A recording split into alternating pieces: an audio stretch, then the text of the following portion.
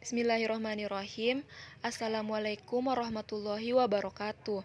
Perkenalkan, nama saya Andi Tenri Rizky Amalia, ingin mempresentasikan seminar statistika 2 yang berjudul Estimasi Komponen Variansi pada Rancangan Faktorial Model Campuran menggunakan Metode Maksimum Likelihood.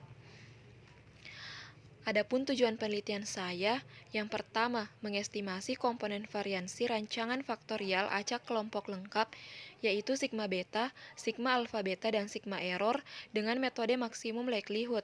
Yang kedua, memberikan kesimpulan mengenai pengaruh interaksi lokasi dan genotipe terhadap hasil produksi padi. Hasil dan pembahasan. Ada 3 poin yang akan saya bahas. Yang pertama, model rancangan percobaan faktorial dengan RAKL dalam persamaan regresi. Yang kedua, estimasi komponen varian dengan metode maksimum likelihood. Dan yang terakhir yaitu penerapan pada data. Model rancangan percobaan faktorial dengan RAKL dalam persamaan regresi. Data rancangan percobaan faktorial yang saya gunakan yaitu terdiri dari dua faktor. Yang pertama, faktor A merupakan genotipe terdiri dari 7 taraf, dan faktor B adalah lokasi terdiri dari 4 taraf, serta terdiri dari 3 taraf kelompok. Berikut adalah model linier yang saya gunakan. Selanjutnya, model linier ini dapat ditulis dalam bentuk Kronecker sebagai berikut. Matriks 17 merupakan matriks kolom satuan yang berukuran 7 kali 1. Adapun matriks I7 itu merupakan matriks identitas yang berukuran 7 kali 7. Karena rancangan faktorial RAKL yang saya gunakan adalah model campuran di mana faktor A-nya sebagai model tetap dan faktor B-nya sebagai model acak, maka model linier ini dapat ditulis sebagai berikut. Di mana X merupakan matriks yang berukuran 84 kali 7, delta adalah vektor dari parameter tetap berukuran 7 kali 1, ZI merupakan matriks berukuran 84 dikali 4, Z2 matriks berukuran 84 dikali 28, dan galatnya itu vektor galat berukuran 84 dikali 1. Selanjutnya, estimasi komponen variansi dengan metode maksimum likelihood. Fungsi likelihood dengan asumsi berdistribusi normal multivariat dengan parameter delta dan H sigma error kuadrat adalah sebagai berikut. Untuk memaksimumkan nilai fungsi L, dapat diperoleh dengan cara memaksimumkan fungsi log likelihood-nya. Misalkan, L merupakan fungsi log likelihood dari persamaan 4.1, maka L-nya sama dengan min N per 2 ln 2pi dikurang N per 2 ln sigma error kuadrat dikurang 1/2 ln matriks H dikurang 1/2 sigma error kuadrat dikali Y dikurang X delta kuadrat H inverse dikali Y dikurang X delta. Selanjutnya, L ini akan diturunkan terhadap parameter-parameternya, di mana terdapat 3 parameter. Yang pertama yaitu parameter delta, parameter sigma error, dan parameter gamma.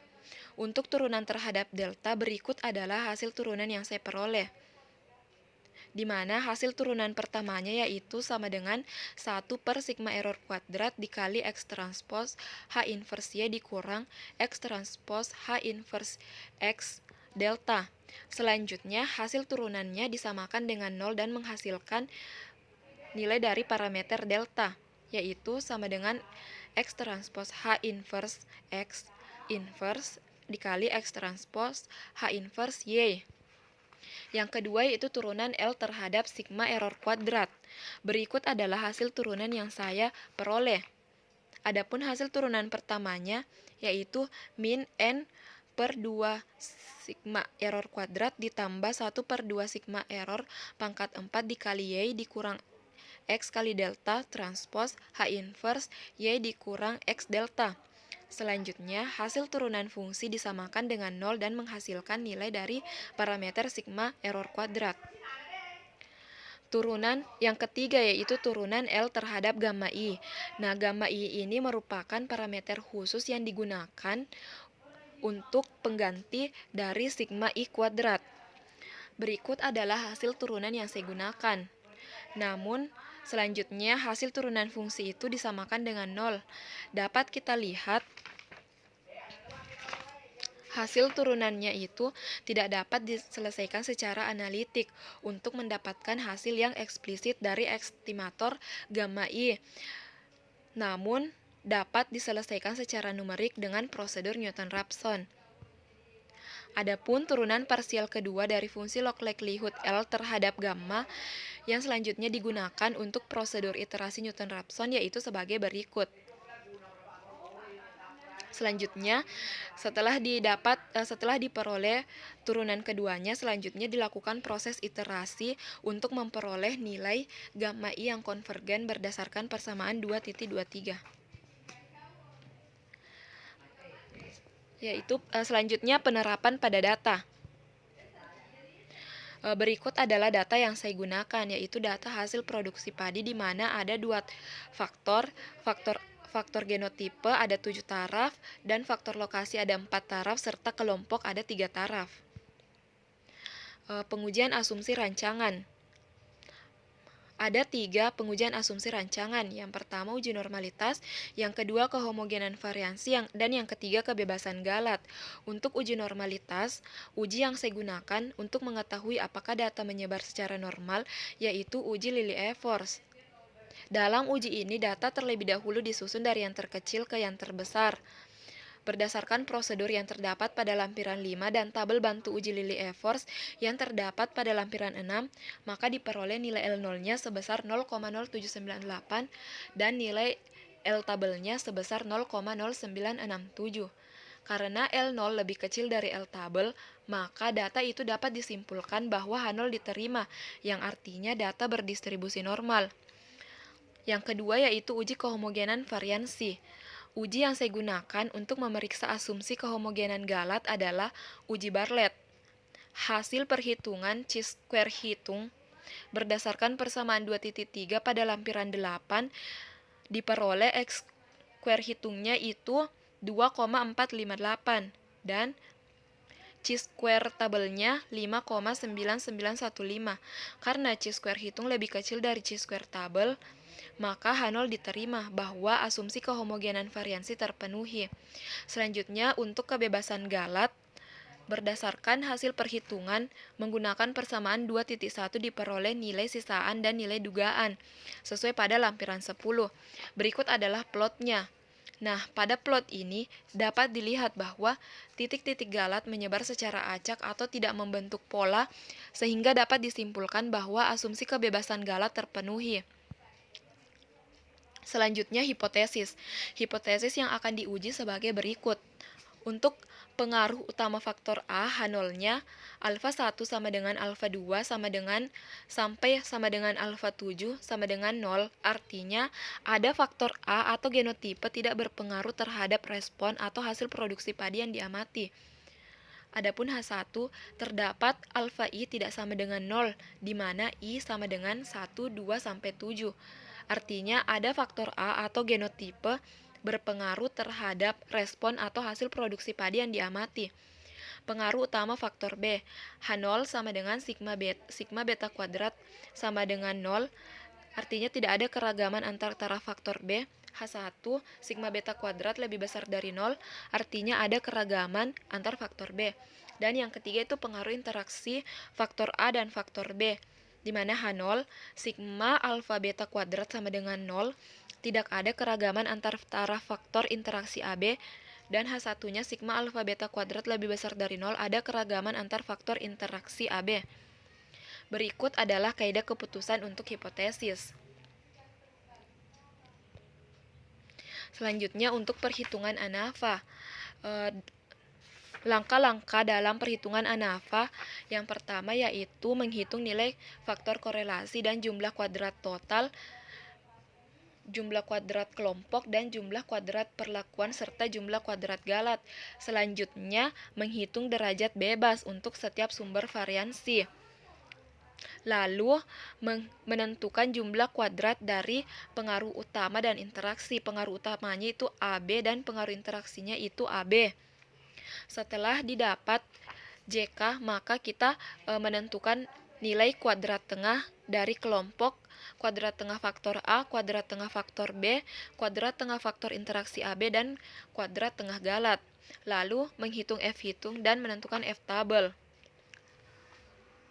Selanjutnya, berdasarkan tabel di atas, nilai taksiran untuk komponen variannya sebagai berikut, di mana sigma errornya yaitu 0,054, sigma beta 0,078, dan sigma alfa beta sama dengan 0,412. Selanjutnya, estimasi komponen varian pada rancangan faktorial acak kelompok. Berdasarkan data faktorial RAKL yang saya gunakan yaitu model campuran dengan faktor A sebagai model tetap dan faktor B sebagai model acak, sehingga model linearnya dapat ditulis sebagai berikut. Selanjutnya, berdasarkan persamaan 2.12 dan 2.13 diperoleh matriks H-nya sama dengan gamma I Z1 gamma 1 Z1 Z1 transpose ditambah gamma 2 Z2 Z2 transpose ditambah matriks identitas berdimensi 48, di mana gamma I-nya diperoleh dari sigma beta per sigma error dan gamma 2 diperoleh dari sigma alfa beta dan per sigma error. Dengan sigma beta, sigma alfa beta, dan sigma error merupakan komponen varian yang akan ditaksir dengan menggunakan metode maksimum likelihood. Pertama, untuk memperoleh matriks H terlebih dahulu akan dihitung sigma beta, sigma alfa beta, dan sigma error yang diperoleh melalui tabel ANAVA. Berdasarkan persamaan 4.11, 4.12, dan 4.13, diperoleh matriks H sesuai persamaan 4.14 sebagai berikut. H sama dengan 1,444 Z1 Z1 transpose ditambah 7,629 Z2 Z2 transpose ditambah matriks identitas berdimensi 48. Nah, berdasarkan output program MATLAB pada lampiran 12 dan 13 diperoleh nilai penduga komponen varian pada rancangan faktorial acak kelompok dengan metode maksimum likelihood yaitu sigma error kuadratnya sama dengan 0,3644, sigma beta sama dengan 0,069, dan sigma alfa beta sama dengan 0,46.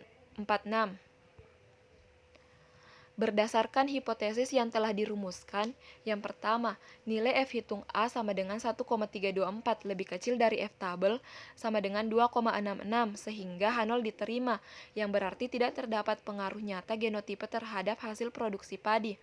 Yang kedua, nilai F hitung B sama dengan 31,047 lebih besar dari F tabel 2,798 sehingga H0 ditolak, yang berarti terdapat pengaruh nyata lokasi terhadap hasil produksi padi.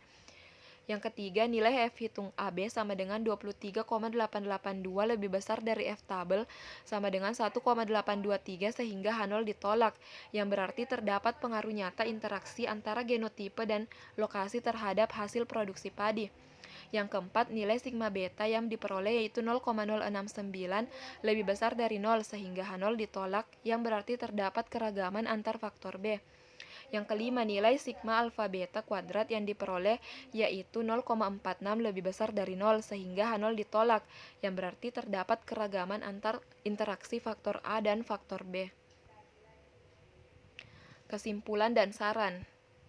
Adapun kesimpulan saya yang pertama yaitu estimasi komponen varian pada rancangan faktorial acak kelompok lengkap dengan metode maksimum likelihood yang diperoleh adalah sigma error sama dengan 0,3644, sigma beta sama dengan 0,069, dan sigma alfa betanya sama dengan 0,46.